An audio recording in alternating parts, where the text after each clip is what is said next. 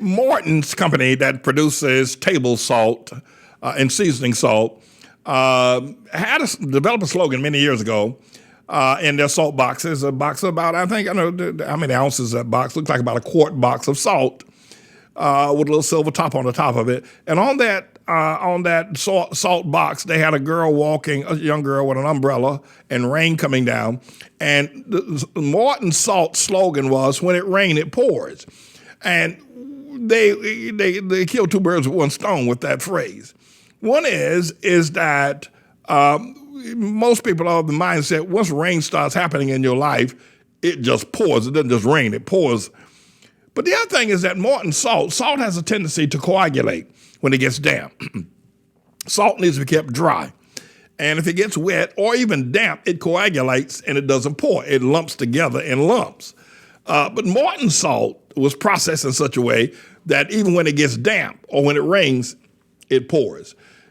Yesterday must have been for Trump a Morton salt day, because on yesterday he had two issues that he had to deal with. And one is that he had to deal with the fact that Bill Barr stated that he was resigning his post as the AG, Attorney General. And shortly thereafter that, or during the same time, the Electoral College voted across America to give Joe Biden the official presidency with 306 Electoral College votes to Trump's 232. And that's kind of the final nail in the coffin. So with that taking place, there was also, within 24 hours, a trifecta of bad days for Trump. Then Mitch McConnell steps out this morning and says that Biden is president-elect, and he welcomes them to the presidency. That hit Trump three times, bam, bam, and bam, bam, bam. Trump had to have worse than November 3rd. Yesterday, the 14th of November has got to a day that will live in infamy in terms of Trump's psychological well-being. Barr quit on him. The Electoral College ousted him and gave the presidency to Biden.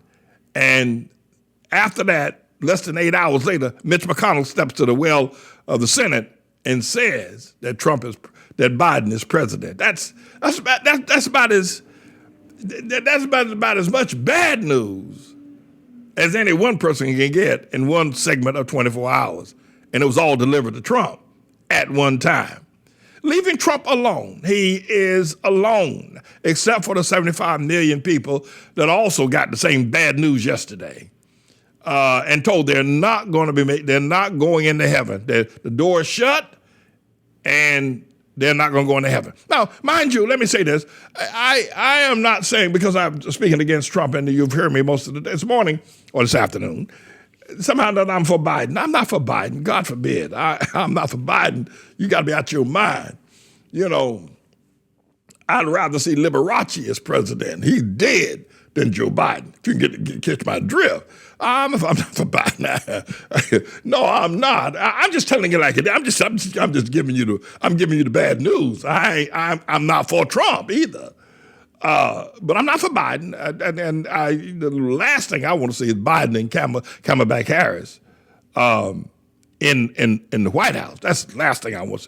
But I think it's important to understand that there was a triple hit on Trump and his supporters yesterday, that I will see how he will recover from this. I think that a lot of people are saying that, well, he's going to go down to Mar-a-Lago after Christmas. He's not going to come back.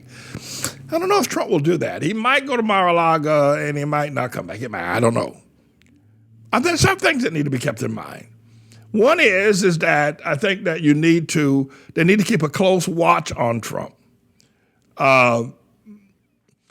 Because, if he begins to acknowledge, right now, the 75 million that are with Trump are keeping him from committing what I believe hurry suicide. And I don't mean to say that with an ugly spirit. And I don't want the CIA, Homeland Security, come knocking on my door suggesting that should take place. These are all things that are potential. These are things that are potential. because there's no place for him to go. There's no way for him to make money now. The Trump name is dead. The only thing that if he lives, if Trump survives and he's going to go to court, he may even be facing criminal jail time. I don't think they're going to throw him in jail, but they're going to make his life, they can make him wish he wasn't. They're going to make him sell Mar-a-Lago to me. They're not going to put him in jail. But he has a ton of criminal charges that the Manhattan District Attorney is waiting to lodge against that bad boy, that boy. They're not going to put him in jail. They're not going to do that. They're just not going to do it. But they're going to make him sell Mar-a-Lago to me. They're going to make him wish he was in jail. The only thing that, and if you want to hear some mess, I don't know if we call it good news, I just give some advice. If Trump supporters will stay with him, that means they've got to tear up America. If 50 million, 25 million or so Trump people, they're going to jump ship. They're going to leave him. They're going to do it. By the time January 20th gets around, if everybody's still alive, most of them going to go. They ain't going to be yelling and marching no more. But if 50 million stay with him, that will keep him sane, and that will keep him operational. That'll be, because he gets his juice. Trump gets his lifeblood from their praise. If they stay with him, he'll stay. But the only way they can stay with him is to tear up America.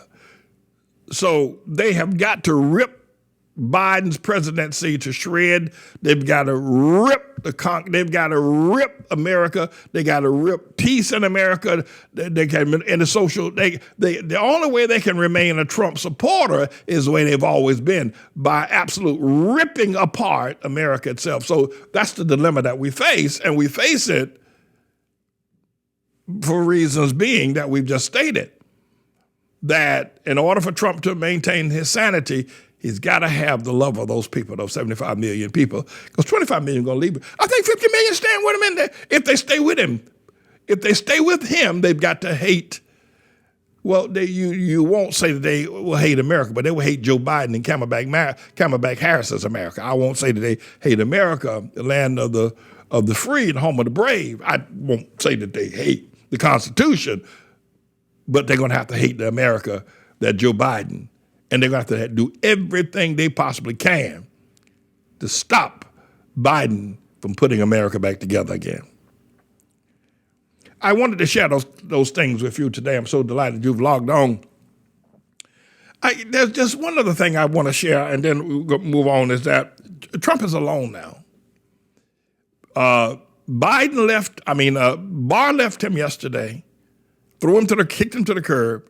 I remember I was at an opera presentation of one of our members of our congregation, she's a student in college, who put on a great presentation, and 4 o'clock in the afternoon, I looked at my phone and it said Bill Barr is now reading the Mueller's report, and the Mueller report indicates that the Mueller found no wrong that Trump did and no indictable causes. Now, that was a lie. But Bill Barr, that's what he said.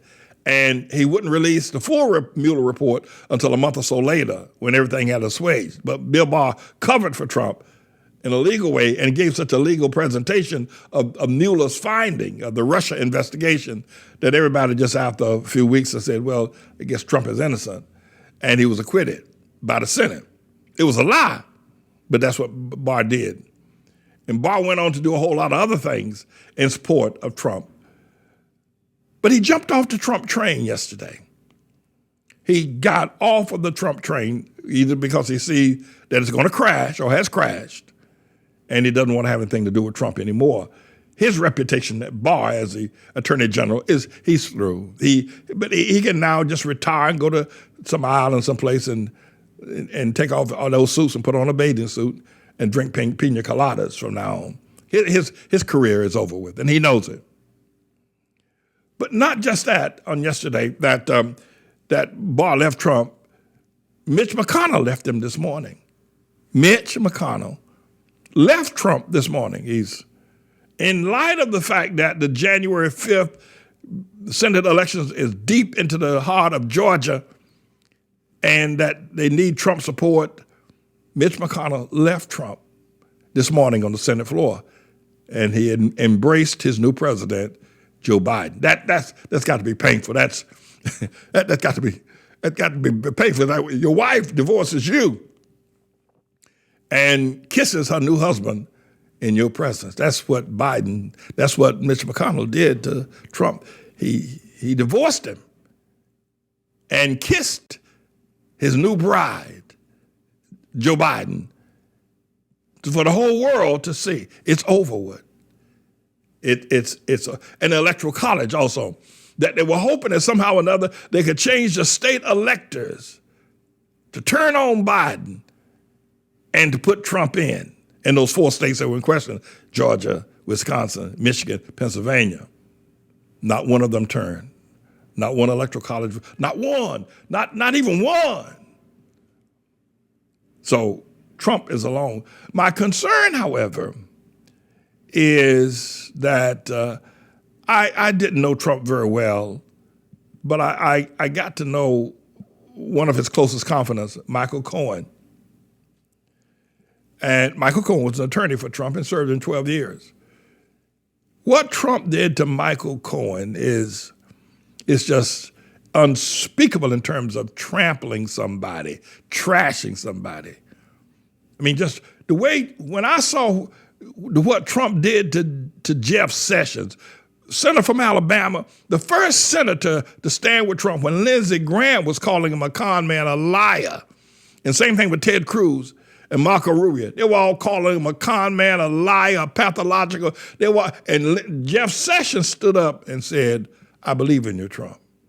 And the moment Jeff Sessions would not assuage the investigation, Trump kicked him to the curb and said he looked like Mr. Magoo, trashed him. And Jeff Sessions' life is over with. He lost the Alabama Senate race, as you know. But he trashed Michael Cohen, and that's what Trump does to people. I want you to come up close for just a moment, and I promise not to inflict myself upon you any further.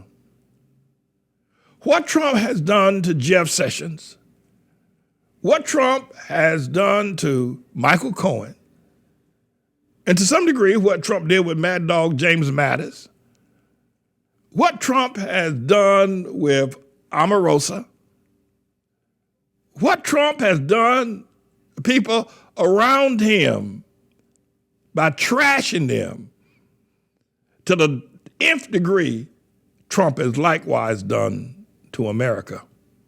We shouldn't call ourselves America anymore. We should call out Trump trash. That's what people around the world should call America now. Trump trash. And you could add the tribulation there and get 3 T's. Tribulation, Trump, trash is who America is at present. Me, I'm James David Manning, everybody. I'm the Lord's servant. This is a bit of a news blog we do, looking at spiritual wickedness in high places for the most part, making some observations about it and giving people a biblical foundation to the way of interpreting, rather than have Sean Hannity or Laura Ingraham or Janine Pirro or Anderson Cooper or Rachel Maddow or Don Lemon, Rush Limbaugh interpret what's going on in the world. You come to me and I'll tell you based on what the Word of God says. They'll just give you their worldly, sinful view. But the Manning Report will tell you what God has said, whether to say yea or nay, whether to go or to stay. You'll be led by the word of Almighty God. Come to the Manning Report on a daily basis to interpret the spiritual wickedness in high places, because there's plenty of it that's going on. And so I'm the Lord's servant, James David Righteous Rebel Manning, and I'm here to serve you with news and information.